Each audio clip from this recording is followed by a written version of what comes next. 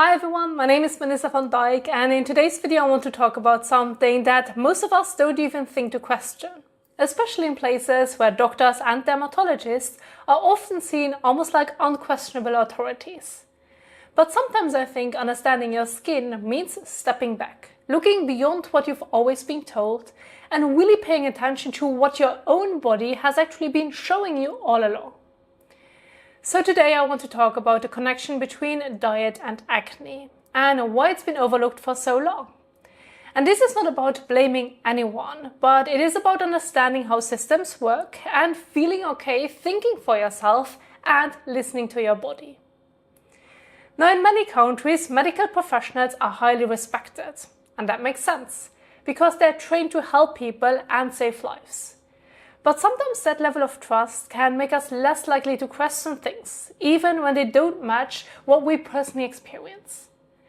So if you start looking into acne online with doctors or just by asking around, you will usually hear the same thing: stress, hormones, or genetics. And yes, those things can play a role, but they are also influenced by underlying factors. And one of the biggest everyday factors is diet. But very few of us are really pushed to look at this. And I don't think that's because doctors don't care. I think it's more that diet just hasn't historically been a major focus in dermatology research, and that research and treatment systems are usually built more around medications and treatments than around daily lifestyle factors. And at the same time, diet is also difficult to study properly because everyone eats differently and our bodies respond differently to foods.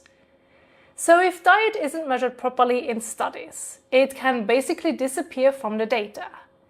For example, some studies looked at acne and stress by studying students during exam periods. But diet was usually measured very generally, like asking how healthy someone thought their diet was or how many meals they ate. So when acne increased during exams, stress was labeled as the main cause, while diet was never really ruled in or ruled out. And that matters, because if something isn't measured properly, it disappears from the data, even if it's very real for you. And honestly, this is something I also noticed doing my own experiment. What I found wasn't complicated, it was actually very simple. I started tracking what I ate and how my skin reacted over the next few days. And pretty quickly, my acne stopped feeling random. It became predictable.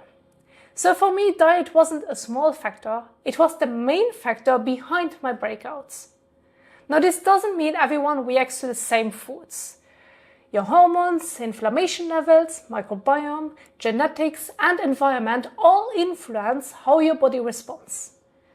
And with ultra-processed foods, most people already expect that there can be downsides, like with highly processed snacks, sugary drinks, or heavily refined convenience foods.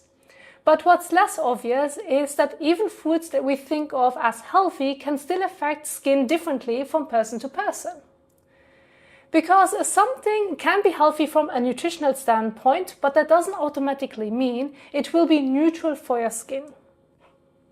That can depend on things like how the food is processed, stored, or prepared, and how your individual body responds to it.